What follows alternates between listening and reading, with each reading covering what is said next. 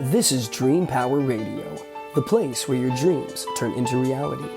Here is your host, Debbie Spector-Weissman. Hello, hello, hello, and welcome to Dream Power Radio.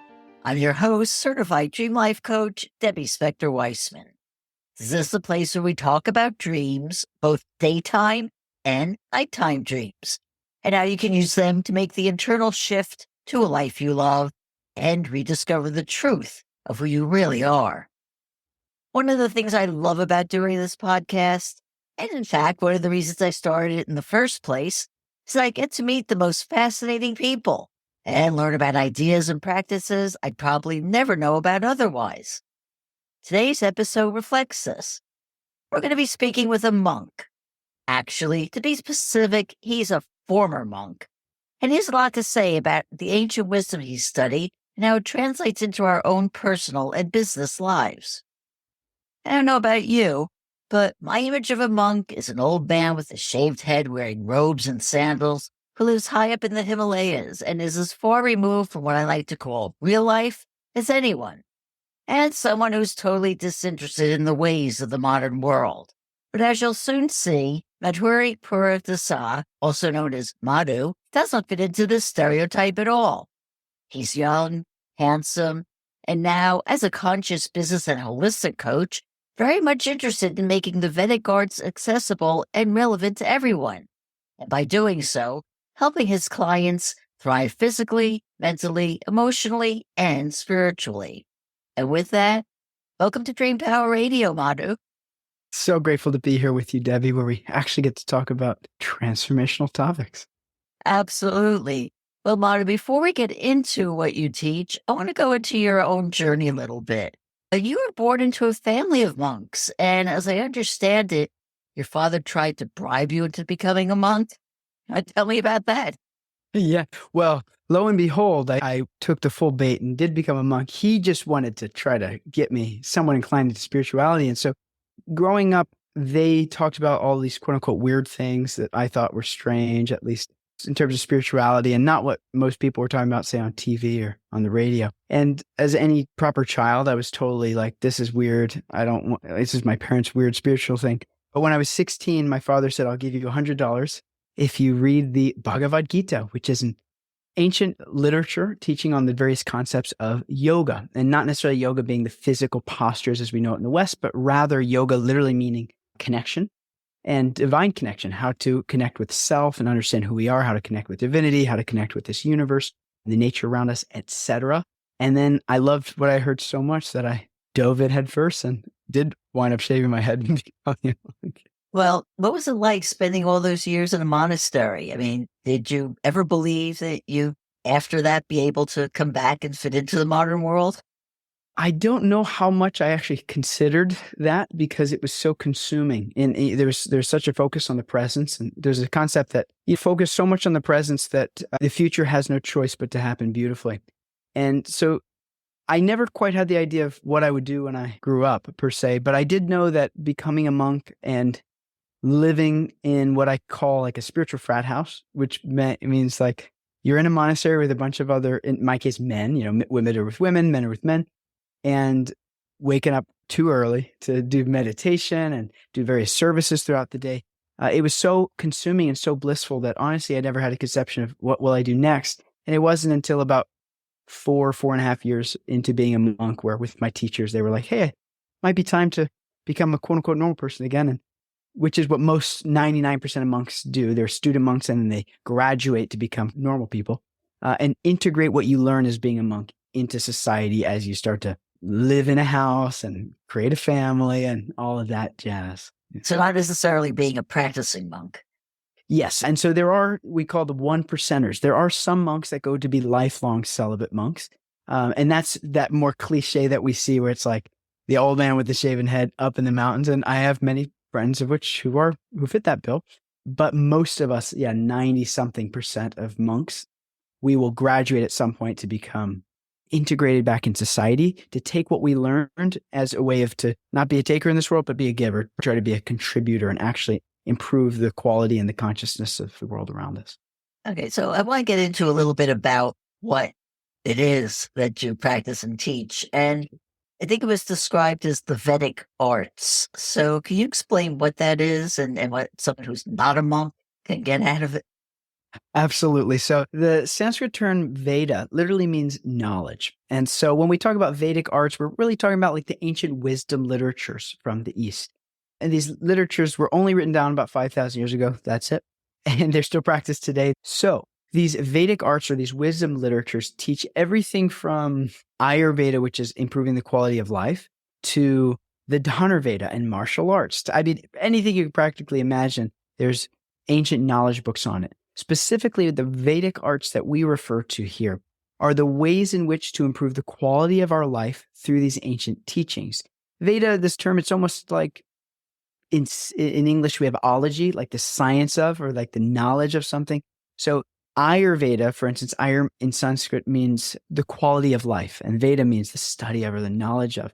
So it's taking this ancient knowledge of Ayur, quality of life, or whatever the case might be. We can give various examples and translating it from the ancient Sanskrit meanings into, in our case, English, and then making it relevant so that anyone in a day-to-day life can start to implement these practices from improving your diet to your routine, to your sleep, to your meditation, to whatever the case might be, in such a way as to actually witness the improving of, say, your quality of life, your clarity of mind, your cleansing of the heart and the unwanted things inside of the consciousness, etc.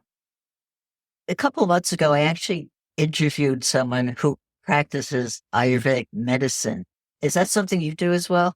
Certainly. Yeah, that was one of the focuses I got into as a monk, because everyone will go different directions. Some people, they love to cook, so they learn how to cook. Some people, whatever the case might be, everyone's engaged according to their natures. And so for me, the two directions I took was teaching meditation, yoga meditation. I would go to colleges, universities, teach that, as well as Ayurveda, and in other words, the world's oldest holistic science that we currently know of. I want to get back to what got you started, which was the Bhakti Yoga, which, as you explained, isn't like Hatha Yoga or Vinyasa Yoga or anything that most people who say they practice yoga do. It's not the poses, it's the actual philosophy. So can you tell me a bit more about that? Most certainly. In short, yoga, we actually have the cognate still in English because Sanskrit and English are connected because English comes from primarily Latin and German, and Latin comes from Sanskrit, as do many other languages in the world. So yoga means to yoke or to connect. It literally comes from the word yuk, which in English we have yoke, literally to connect or to unite. So yoga literally means connection. And then when we talk about yoga, we have different practices of yoga. One being, as you mentioned, bhakti yoga, which means to connect through bhakti, which means love and devotion, or devotional service, devotion in action. And there's other yogas. There's jnana yoga, where linking up through our intellect and through our study. There's karma yoga, linking up through our actions and whatnot. And so the practices there of the ancient yoga tradition are ultimately how to improve. It's not even improve our consciousness, how to understand our true nature of us as being a soul, as being a perfect, eternal, spiritual entity that's temporarily covered by conditioning and matter, and how to uncover that through the linking process of divinity, through uncovering the true nature of self. And there's various methodologies of doing that. Bhakti yoga being the epitome of all the yoga systems as it's taught in these ancient wisdom literatures. Out of all the highest things to do in this world, love and devotion are the highest and are the best. No one will argue that concept. We all know love is supreme. And so connecting divinely through love is the practice of bhakti. And that's what really captured my heart, but more captured my intellect, because every question I possibly could come up with was answered so in depth in ways that would practically break my mind from these ancient bhakti yoga texts. Wow, but you're right. Love, it all starts with love. And, one of the things that I truly believe in is unconditional love and unconditional love of self. So is that part of it also? Yes, in order to actually love outwards, there has to be a sense of self-love, because we're just projection beings. We can only project our experience of consciousness onto others.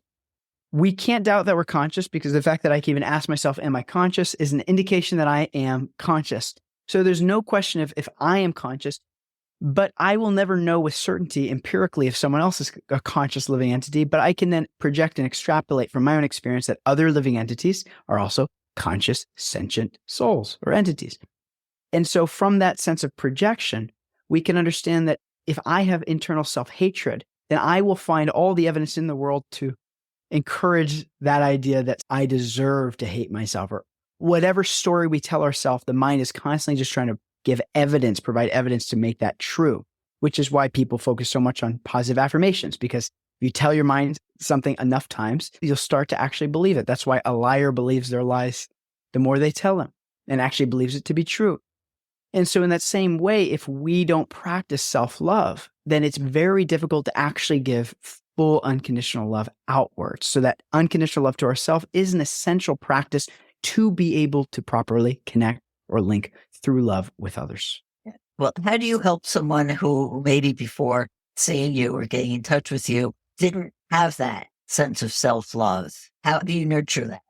So there's a combination of philosophy and then practice, or we could say applied knowledge. In other words, the knowledge and the applied knowledge.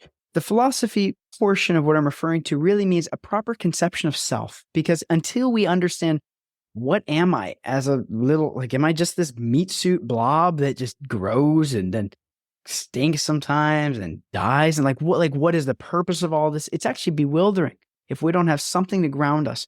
And so a proper conception of who we are philosophically is an essential first step at understanding how to start to say, love ourselves, or even understand who ourselves are, from which then we can start to love, or fill in the blank, to ourselves.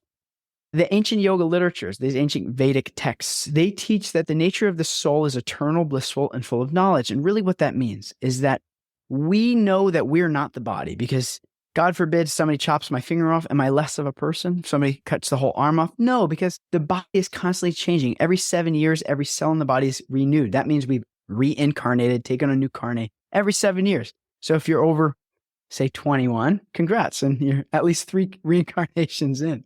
So the body is always changing, and we can witness the body change. So we know we're not the body. Similarly, we can also understand we're not the mind because we can witness and change the mind. We're not bound by the fluctuations of the mind. So we understand I'm not my body, I'm not my mind, I'm something divine. The real me that's driving around the robot, the biomechanical robot, aka human body. What is that real me? When I say this is my hand, my hair, not I hand, I hair, we say mine. Who is the owner of that hand that's driving around the body? We call this the unit of consciousness, or the soul, or the spirit. And we're talking about the same thing, pick whatever vernacular one so desires. But we're talking about first understanding the nature of self. And then from there, we can start to expand on the idea of individual purpose. In Sanskrit, there's a term called dharma, which means the intrinsic nature of someone. What is your unique gift? Everyone has one, because everyone is unique and unlike any other living entity that will have ever existed or will ever exist. And so how do we take your unique personhood and take the gifts that you've been divinely imbued with and then extract them and give them out in a way that improves the quality of life of other individuals? And I mean, I'm just touching the tip of the iceberg, but like if we get a proper philosophical conception of self, then the next step is we can get into what are the practices and the habits to start to uncondition the mind, not change, because we're just trying to clean out the temporary dirty things that we've blinded ourselves to our real identity with. And how do we start to cleanse those things out so we can see ourselves for who we are? And that is a divine soul. And that is it. And with that, we are going to take a short break. We are speaking all about the ways of a former monk with Madhu Dasa, and we'll be right back. Hi, it's Debbie. If you like what you're hearing on Dream Power Radio, I've got good news for you. There's more information, more insights, more ways for you to live your dream life on my YouTube channel, The Dream Power Experience. Check out insightful video interviews with some of the leading experts in self-growth and empowerment, plus a few videos where I share my own advice on how to break free from whatever's holding you back. So take a look at the Dream Power Experience on YouTube. Go to youtube.com/@thedreampowerexperience. Welcome back to Dream Power Radio with your host, Debbie Spector-Weissman. Yes, welcome back to Dream Power Radio. I'm your host, Debbie Spector-Weissman, And we're talking about the ways of a monk with Madhu Dasa. Well, Madhu, when you got out of the monastery, you really had high hopes for spending your life sharing all this wisdom that you learned. But you soon found out that even though it was great to share it and it was very satisfying, it didn't always pay the bills.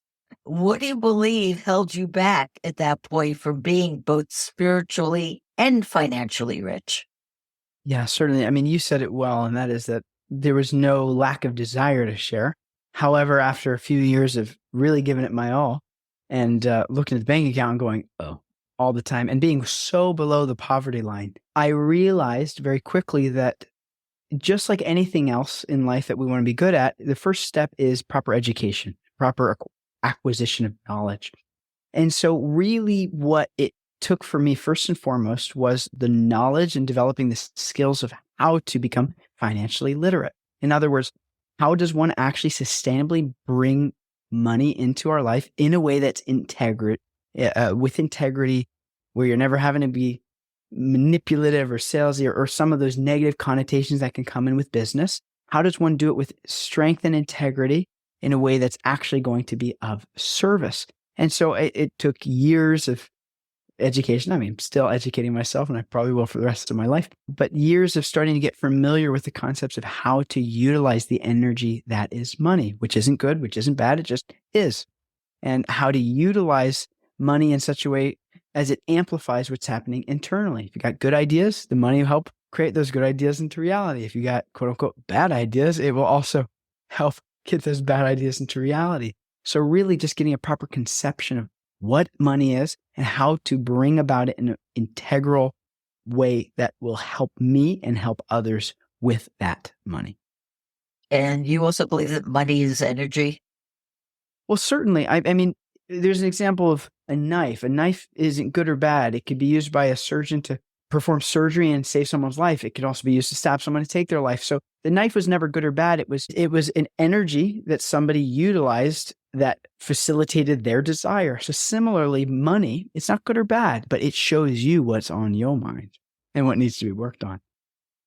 Very much so. So you went and got knowledge to become financially literate, but what do you think was the turning point to actually help get that money in so you were living in integrity and making money at the same time? Yeah, I'm pointing to my brain, my mind, for anyone who's listening and not watching. I'm pointing to my mind because no matter how much knowledge that goes in, we still have limiting beliefs according to our conditioning. It's just an inevitable aspect of being in a human body. And having a beautiful prefrontal cortex, which allows us to ask good questions and have recursive language, but it also allows us to ask a lot of doubts to ourselves and challenge our ideas and beliefs and thoughts. And so for me, the primary obstacle to overcome was my limiting beliefs of myself. Can I do this? Am I good enough? Can I really charge for this? Are there people who want this? And I could probably go for hours with the types of ways in which my mind would fight me, but it was diligently overcoming these limiting beliefs so that I could unapologetically show up and serve and change the lives of others. And it's so true. I mean, it's one of the things that I help people see is that you don't realize that you have these thoughts going on in your head. They're there all the time. And until you become aware that they're there, then you can deal with them. You can say, why do I believe that I'm not worth it? I'm worth it. Why do I keep telling myself, why does my subconscious think that? Well, no, it's, when you look at it as a fact or look at it and say, no, it's not a fact. It's a story you told yourself. Change the story. And that's how you get there. Couldn't agree anymore. Couldn't say it more eloquently myself. So one of the things that you did to help bring in the money and say was develop a program called the Monk Mindset Method. So tell me a bit about what that's about. Yeah. Well, what I did is I tried to encapsulate the essential teachings that allows one, while living in the monastery, acting as a monk, to actually create success in their life. And success, let me be very clear. When I say success, the way I would define success is that you wake up and you live the life that you want and you go to bed and then you do that over again. It's not an achievement. It's not a one-time thing. It's an experience of life. A successful life is showing up and doing the things that empower you and empower others, that bring you not just happiness, but a deeper sense of purpose as well. And how does one actually live a successful life? It takes diligent planning. It doesn't just happen all on its lonesome. It takes a plan. And so the monk mindset method is a whole system that we put together, from gaining crystal clear idea of what somebody actually wants in their life, like what that vision is, and then what habits does one actually need to commit themselves to doing on a regular basis that will guarantee them that desire. And according to that desire, what are your value systems so that we can prioritize what desires are more important than others? And once you have the desires and those behaviors, then what does your day need to look like on a consistent basis so that you can be certain that you're going to get to that goal as soon as possible? And what are the things that are going to stop you from being consistent? And like this, we have a whole protocol based around getting really in touch with your unique gifts and unique desires, and then how to bring them about into life in a sustainable way. Not just let me shoot for the stars and hope I make it out of the park, but rather it's like, how do I diligently create a protocol and a plan that I know with certainty, if I simply just don't stop, I will achieve the success that I want in my life? And I think it's important that you do stress that it's not an instantaneous, instant gratification kind of thing. Life is a journey. And so I think that sort of is an example of it, I would think. Yeah, absolutely. And as opposed to the material mind wants to say, once I get that, then I'll be happy. But we know with certainty that it's not the truth. All we have to do is watch a movie or two, watch a couple videos, and ask someone, hey, you got everything? You happy? No, this isn't where happiness comes from. It's a sense of inner fulfillment and inner contentment, inner work per se. And then from the place of understanding that reality, then we can actually do the work it takes to experience that success on a regular basis.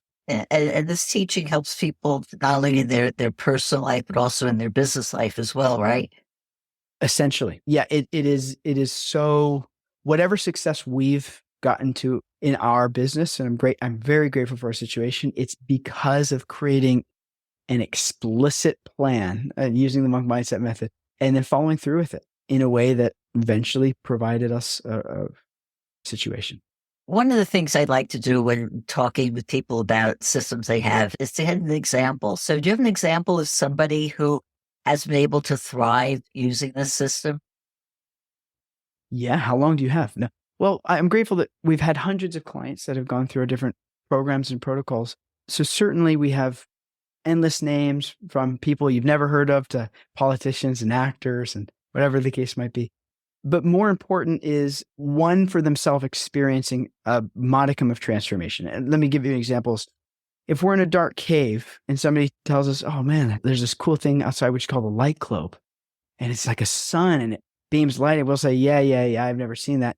All it takes for a reasonable amount of faith in that person is to see one beam of light. If all we can do is get one crack through, and we go, maybe there is a light that exists. In the same way as if we can just get one crack in the default programming of our psychology and our conditioning to realize, wait, maybe I am in control of my destiny and my future. Maybe I actually can create the life that I want. And step outside of that conditioned programming of society, of the environment around us. That's where real faith will happen, as opposed to say, well, it happened to them, but maybe they're just lucky. Maybe they're just blessed. No, if I myself get a taste, then I know that it's possible. And so maybe more importantly than specific names is giving some examples of things anyone could do immediately to improve their quality of life that are relatively natural or easy to apply to. What do you mean by that? Sure. So an example might be anyone could do the following exercise and they're guaranteed to feel more clarity in their life after. An example being, you sit down and you turn anything with an on-off switch off. Like you lock the door, you tell everyone in the house, leave me be for 15 minutes. I don't exist. I'm busy. Yeah, you lock the door, you turn off the phone, the laptop, etc., and you sit down with a legal pad and a pen and you write down everything you want. And you don't stop until you can. As soon as you say, I'm done, write 10 more. And then once you're like, I'm definitely done, you write 10 more. And in this way, really brain dump and like get clear and be honest with yourself. Like, what do you really want in your life? Not just in terms of things, definitely write those too, but what type of work do you want to be doing? What kind of relationships do you want? What do you want your health to be looking like? What do you want your purpose, the direction of your purpose to be, etc.? And you write these things down and You don't let your mind quit because it's going to want to quit. And then once you've done that, you prioritize. You say, okay, which of these are the most important to me? And once you've identified the most important, then you write down a list. You can pick one. You say, what do I know I need to do and commit to on a regular basis that will guarantee me this result? You write out all the things that you already do know. Of course, there might be additional things that we might need to learn, but most people know 80+% of what they need to know to move in the direction of their dreams anyway. And then from there, ask yourself, what would stop me from consistently following this plan I just did? And how do I make a plan to not stop it?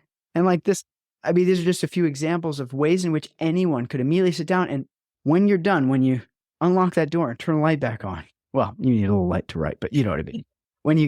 When you step outside of that introspection section and you integrate those thoughts back into the world, there's no alternative to feeling relief because clarity provides relief. And knowing, wait, I know exactly the direction I want to move in, and I know what things can help me move in it.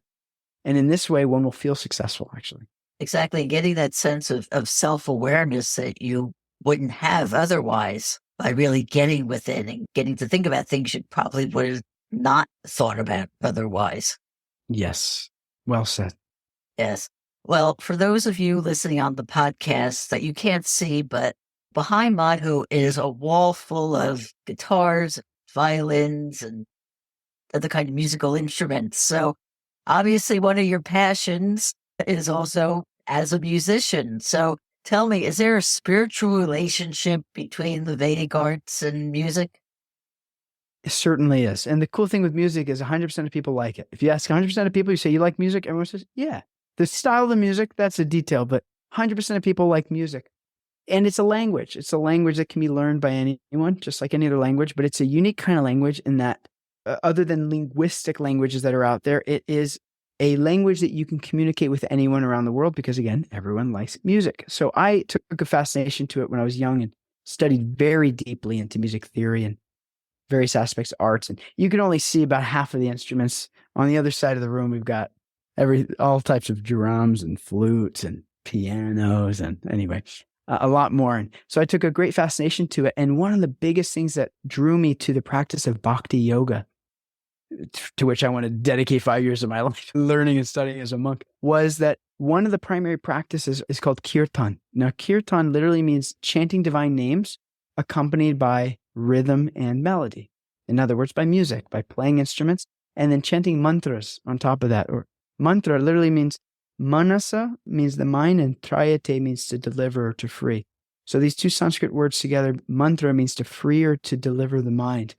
And we do that not just by sitting and chanting the mantra, but by using the vehicle of music to bring the sound of the mantras deeper into the mind. Because if I just say them over and over, the mind will be distracted. But if we put it with a little rhythm and we put it with a little bit of melody, the medicine goes down. It goes a lot deeper it passes the mind, and it actually goes into the bay of the heart, into a place where we can actually assimilate the mantras that we're chanting and actually make the transformation the mantras have available for us. That is fascinating. So were you allowed to bring your instruments into the monastery? Most certainly. Yeah, we actually would do at least an hour, well, at least 30 minutes to an hour every day of musical meditation, where we would get together. And not that everyone had to learn instruments, but, some people learn even just basics of, like, say, some drums or there could be some cymbals, some bells, simple instruments. And you do call and response mantra meditation. And so anyway, just to give you one example, one person would chant a mantra, Om Namo Bhagavate Vasudevaya. Everyone would respond the mantra, and we go back and forth as a way of, again, to use the music as a vehicle to bring these mantras into the mind, into the consciousness, so they can be situated, as opposed to without the music, it's a little more difficult. I would think so. Well, Madhu, how can people find out more about you and your work? Well, on all platforms, madhu.life, it's madhu.life. And that's our website. And pretty much anywhere you look up madhu.life, where it's not a common name, you'll be able to find us pretty much anywhere. And we give all of our courses away for free. So our monk mindset method, our Ayurvedic courses, our courses on wealth for spiritualists, our conscious closing system, like everything that we teach, we give away for free. And we only sell implementation. So out of the many thousands of people we help, and a few hundred clients, we just help people who don't want to do it themselves per se. So we give everything for free. So anyone who's like, I really want to understand more about my health holistically, or I really want to understand more about controlling my mind, or I really want to understand how do I grow my business, but with integrity, etc. Just send me a message on any platform, madhu.life, and we'll get you access. But I'll give you an extra gift if you come from this podcast. Why don't we do Dream? If anyone says to me the word Dream, not only will I give you access to our free community with many, many, many people from around the world, but in addition to that, I have one particular resource, which is actually around dreams, like bringing our dreams into reality and into fruition. And I'd like to gift that to those who are coming just from this podcast itself. So that's a little extra bonus or so. That is terrific. Well, Madhu, thank you. And thank you for being on Dream Power Radio today. Thank you for doing the amazing work of keeping something like this beautiful project going, Debbie. You're quite welcome. We've been speaking about having the mindset of a monk with Madhu Dasa. I hope you've enjoyed today's program. If so, please hit that subscribe button so you don't miss out on any future episodes. Until next time, this is Debbie Spector-Weissman saying, sweet dreams, everybody. You've been listening to Dream Power Radio with your host, Debbie Spector-Weissman. For more information on Debbie or to sign up for her newsletter, go to dreampowerradio.com. This has been Dream Power Radio.